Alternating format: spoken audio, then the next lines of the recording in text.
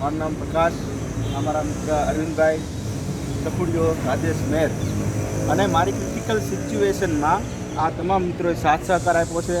અને અત્યારે તમને જે હું દર્શાવવા જઈ રહ્યો છે એ મારે રહેવાની વ્યવસ્થા આ બંને મિત્રોએ કરાવી છે.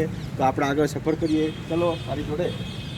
આ આખું વાતાવરણ જે અહીંયા રેસિડેન્ટ છે, આ બાજુ લ્યો, આ ગેટ છે કોપરા, અમદાવાદની એક રેન બસેરા સેન્ટર છે, ત્યાંની આપણે મુલાકાત, જ્યાં મારું હું નિવાસસ્થાન કરું છું. મિત્રો આવી જાઓ તમે બંને મારી સાથે, અને આ બાજુથી આગળથી તમે આવી જાઓ થોડા. આ બાજુ પછી આ બાજુ બી આવો, આમાં બી આવો, કંઈ વાંધો નહીં. ચલો જો હવે આ આખું માહિતી છે. સ્વસ્તિક અમરાઈવાડી વોઇસ આવે ને, સ્વસ્તિક અમરાઈવાડી રોડ સખી સંઘ દ્વારા સંચાલિત એક શેલ્ટર હાઉસ છે, આશ્રય સ્થાન. હા, આપણા ઘનશ્યામભાઈ છે, એના કેરટેકર સાહેબ ઘનશ્યામભાઈ છે, જેઓ આખા સેન્ટરનું મેનેજમેન્ટ સંભાળે છે. અને અંદરની વ્યવસ્થા તમને બતાવું. આવો સાહેબ, આવો બંને સાહેબ આવો.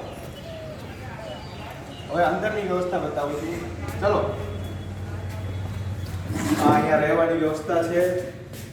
આ આખો બહેનો માટેનો હોળ છે, જ્યાં નિરાશ્રિત જે બહેનો હોય તે અહીંયા આશ્રય સ્થાન લે છે. આ સમગ્ર આખું બહેનોનું છે.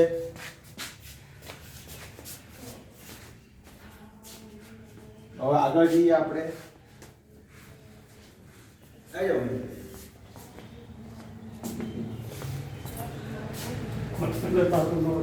ના, હવે અહીંયા પુરુષો માટે બસ અહીંયા પાણીની પણ સુવિધા છે, પાણી પીવા માટે તરફથી. હા, કાઉન્સિલર તરફથી. અને આ ભાઈઓ માટેની વ્યવસ્થા છે, રહેવા માટેની, જ્યાં અહીંયા પણ જે ભાઈઓ છે એ બધા આશ્રય સ્થાન લે છે. સરસ મજાની વ્યવસ્થા છે.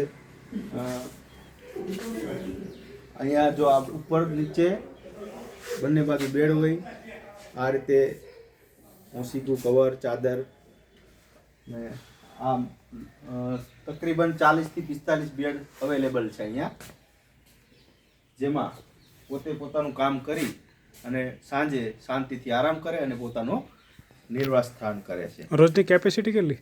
થેન્ક યુ, આભાર. ઓકે.